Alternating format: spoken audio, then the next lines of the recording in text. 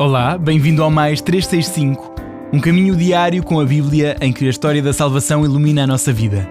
Somos cada vez mais os que fazemos este percurso, em que tomamos consciência de que a nossa história faz mesmo parte da história da salvação que Deus anda a construir com a humanidade desde sempre.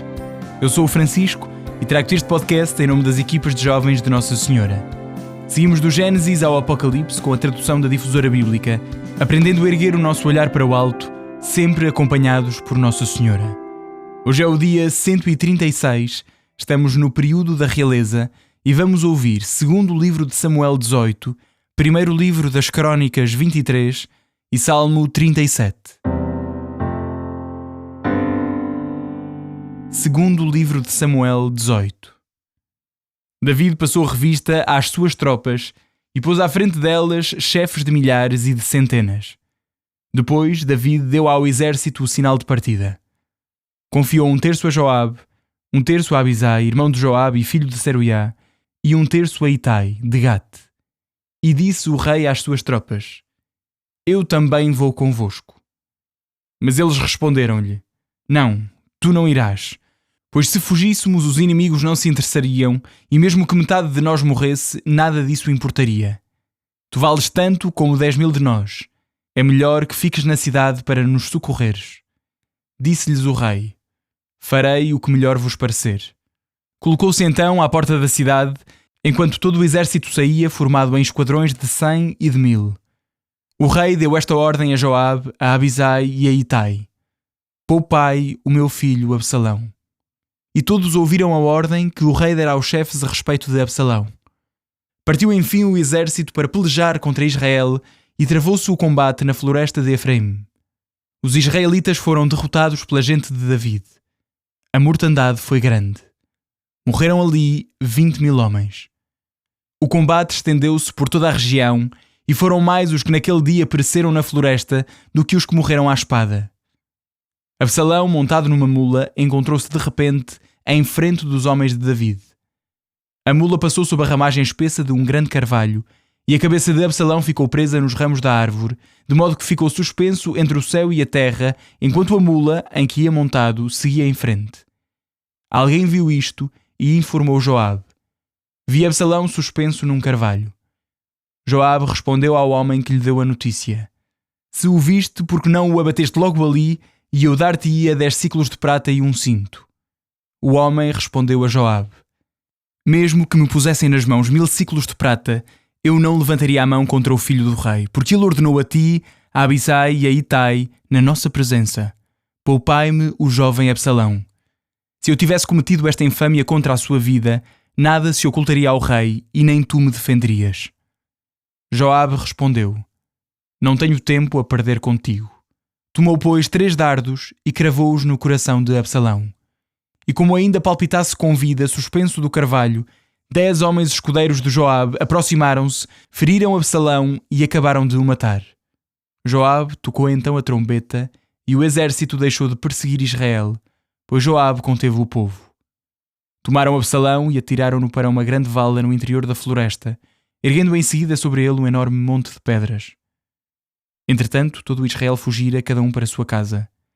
Absalão, enquanto ainda vivia, mandara erigir para si o monumento que se encontrava no Vale do Rei, pois dizia: Não tenho filhos para perpetuar a memória do meu nome. E deu o seu próprio nome a este monumento, que se chama, ainda hoje, Monumento de Absalão. Aimaas, filho de Sadoc, disse: Irei a correr dar ao rei a boa nova de que o Senhor fez justiça, livrando-o dos seus inimigos. Mas Joabe respondeu-lhe: Não lhe levarás hoje boas notícias. Outro dia as darás, porque hoje não darias uma boa notícia, pois trata-se da morte do filho do rei. E Joabe disse a um etíope: Vai ter com o rei e anuncia-lhe o que viste. O etíope prostrou-se diante de Joabe e saiu a correr. Aimaas, filho de Sadoc, insistiu com Joabe: Seja como for, mas deixa-me correr também atrás do etíope. E Joabe respondeu: Por que queres correr, meu filho? Esta mensagem de nada te aproveitaria. Não importa, aconteça o que acontecer, eu correrei. Então respondeu-lhe: Corre. Aimaas pôs-se a correr pelo caminho da planície e passou à frente do etíope. David estava sentado entre 2 portas. A sentinela que tinha subido ao terraço da muralha por cima da porta levantou os olhos e viu um homem que corria sozinho.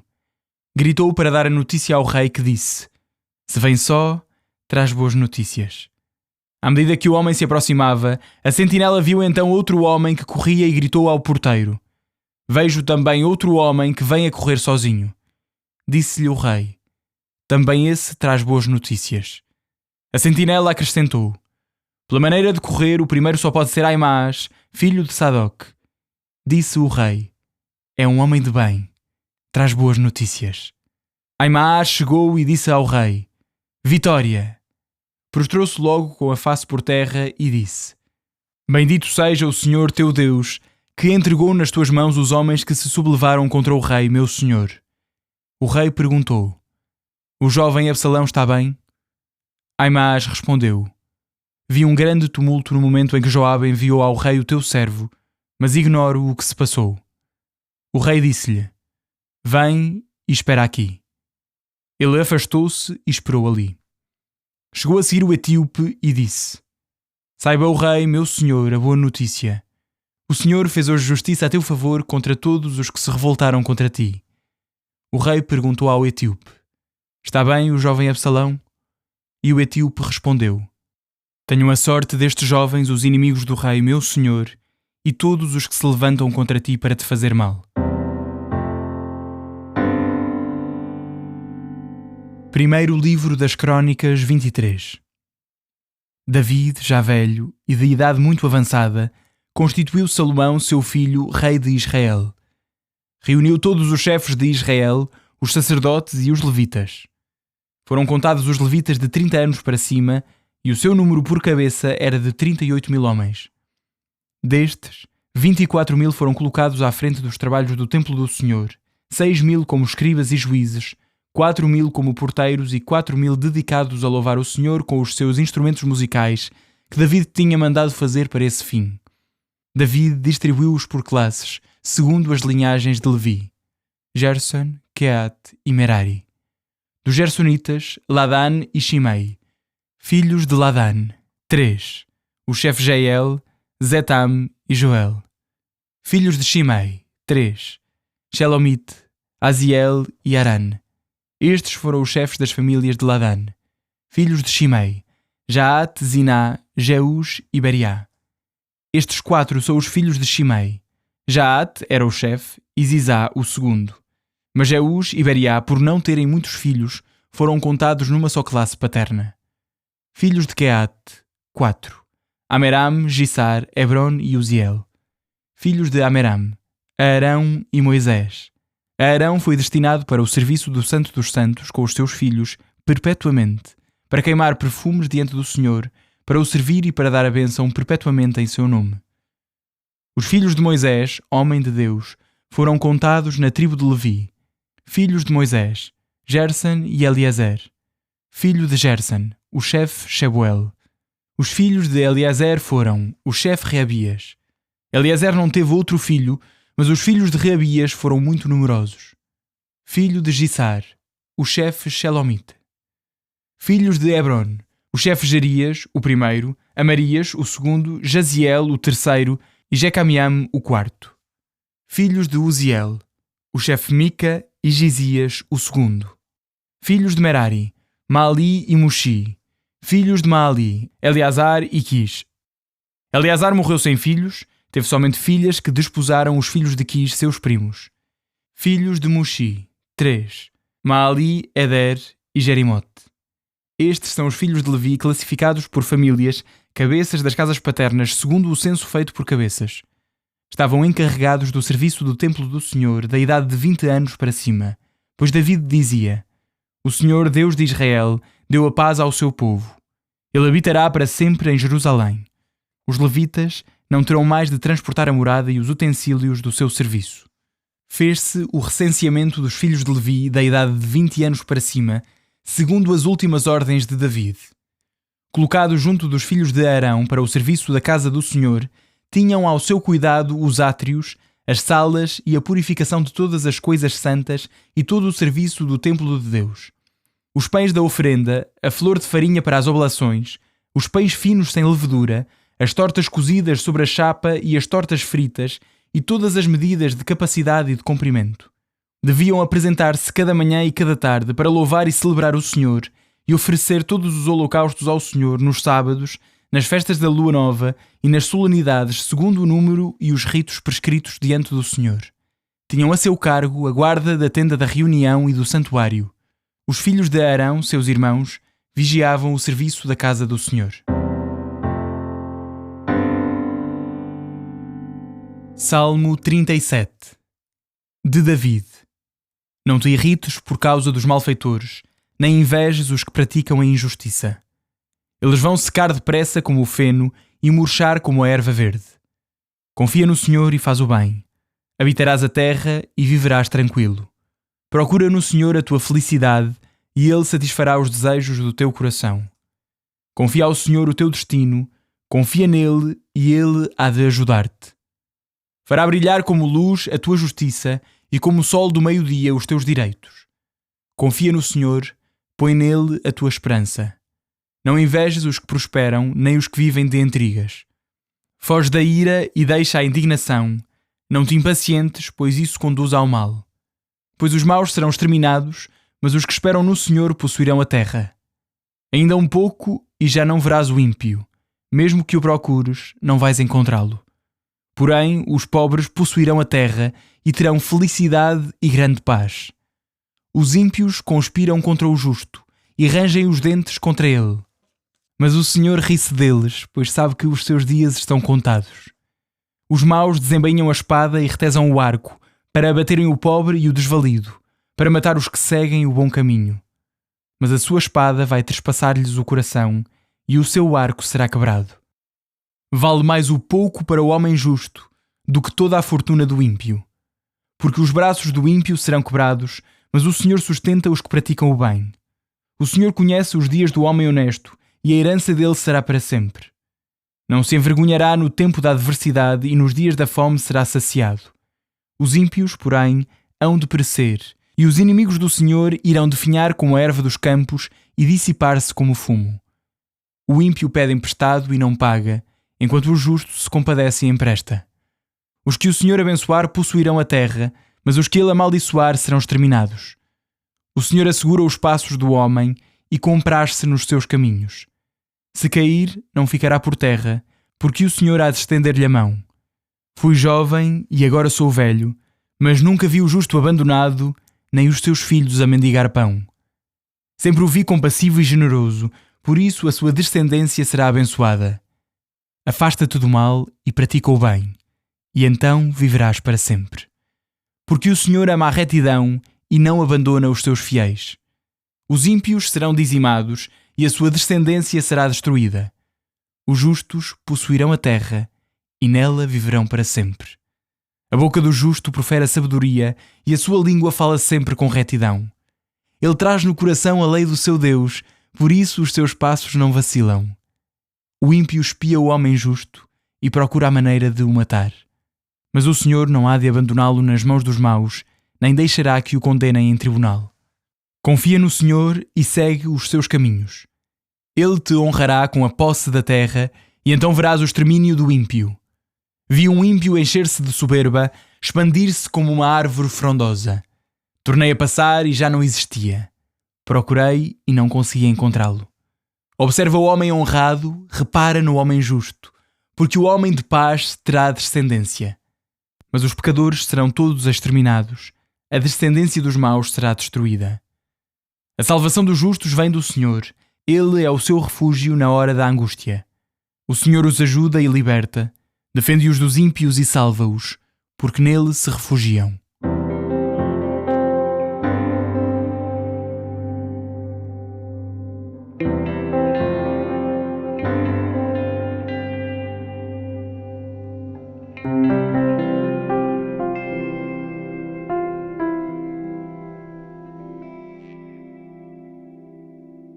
Bom dia, boa tarde, boa noite. Daqui o Padre Pedro outra vez e vamos para o episódio 136 do nosso querido podcast Mais 365, onde queremos aprender a conhecer a Sagrada Escritura, abrir o nosso coração para que, lendo a Bíblia, aprendamos a ler cada vez melhor também a nossa vida e a nossa relação de fidelidade com o Senhor. Então, nesta jornada, que bom, podemos parar um pouco no meio da agitação dos nossos dias e vamos deixar que a voz de Deus venha ao nosso encontro. Outra vez, contrastes, não é? Fortes. No livro das Crónicas, nós vimos um David já idoso, já velhote, já bem podre, como se costuma dizer, a brincadeira. E ele está a organizar a casa, está a preparar o futuro, o templo e a definir as funções dos levitas. E ele assegura que o louvor ao Senhor nunca para. Mas, na passagem do livro de Samuel, o cenário é um cenário de guerra e de dor. Assistimos à derrota final da rebelião de Absalão. Absalão corta-lhe a cabecinha, vai morrer, apesar de David ter pedido misericórdia para com o seu filho. A justiça de Joabe foi implacável e a batalha terminou com uma morte trágica do filho, Absalão. E deixa o quê? Deixa o rei David mergulhado num luto que nos corta o coração a todos nós. Pelo meio, nós também ouvimos o Salmo 37, que nos recorda uma coisa que é essencial: não te inquietes com o mal, confia e espera no Senhor. Olhem, no livro de Crónicas nós aprendemos uma coisa sobre Deus, é que Ele deseja habitar no meio do seu povo e de uma forma estável. Não gosta de aparecer de vez em quando, Ele quer estar sempre. Isso vemos porque a transição da tenda móvel para um templo fixo em Jerusalém revela um Deus que quer ser o centro da nossa vida, cotidiana ou diária, um porto seguro e um refúgio onde vamos, sempre nos momentos bons e nos momentos maus. Como quem celebrou o matrimónio, na saúde e na tristeza, na alegria e na doença, todos os dias da nossa vida. Por outro lado, o Salmo 37 revela-nos o rosto de um Deus que é refúgio no tempo da angústia. Ele não ignora o mal. Deus garante-nos que a fidelidade à aliança tem a última palavra. E na dor de David, pela morte de Absalão, embora de forma imperfeita, nós vislumbramos algo do próprio coração de Deus Pai. O quê? Um amor que sofre pela perda dos seus filhos, um amor que, como ouvimos no Evangelho, entregou o seu próprio filho para que eu e tu tivéssemos vida e vida em abundância. Olha, há um detalhe no relato de Samuel que me fez pensar muito na minha vida e na nossa. Mas vocês já repararam como David se referia a Absalão antes de ele morrer? Ele dizia sempre uma coisa: tratem bem o jovem Absalão. Ou dizia também: o jovem está bem. Ou seja, David mantinha uma distância, quase como se não quisesse assumir a dor e a responsabilidade daquela relação com o seu filho. Só quando Absalão morre é que David grita: meu filho, meu filho. Às vezes na nossa vida também fazemos isto. Deixamos as relações em banho-maria. Mantemos a distância, não assumimos quem amamos por medo, por orgulho ou por estarmos demasiado ocupados com as nossas guerras. Aprendemos tanto com David, bolas. Não esperes pela tragédia para reivindicares o teu lugar de pai, de mãe, de filho, de amigo, do que for. Mais importante ainda, talvez tu hoje te sintas como o jovem Absalão que está perdido, em rebeldia, ou a sentir-se apenas mais um jovem no meio da multidão e por isso invisível aos olhos.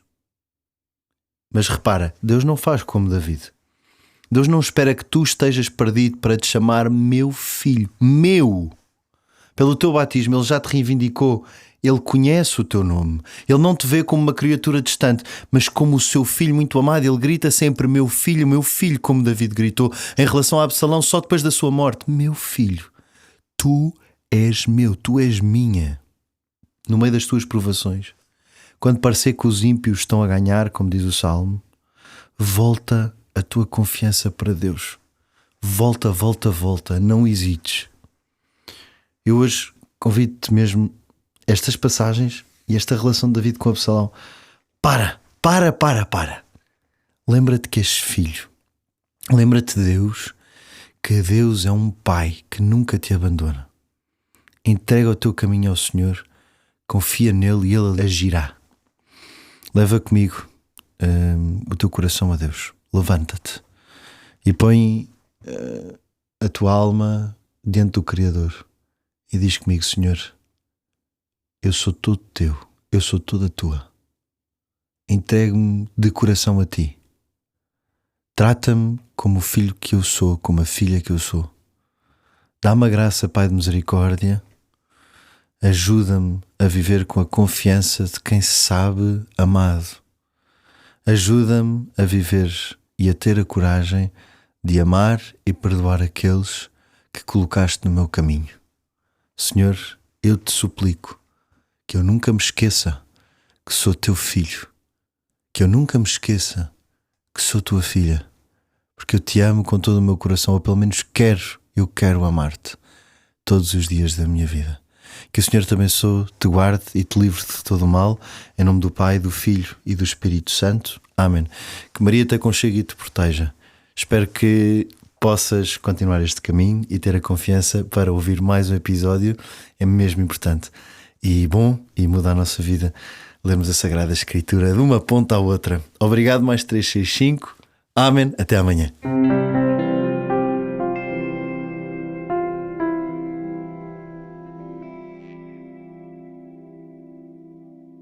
A minha alma glorifica o Senhor, e o meu espírito se alegra em Deus, meu Salvador. Porque pôs os olhos na humildade da sua serva, de hoje em diante me chamarão bem-aventurada todas as gerações. O Todo-Poderoso fez em mim maravilhas, santo é o seu nome. A sua misericórdia se estende de geração em geração sobre aqueles que o temem. Manifestou o poder do seu braço e dispersou os soberbos. Derrubou os poderosos de seus tronos e exaltou os humildes. Aos famintos encheu de bens e aos ricos despediu de mãos vazias. Acolheu a Israel seu servo, lembrado da sua misericórdia, como tinha prometido a nossos pais, a Abraão e à sua descendência para sempre. Glória ao Pai, ao Filho e ao Espírito Santo, como era no princípio, agora e sempre. Amém.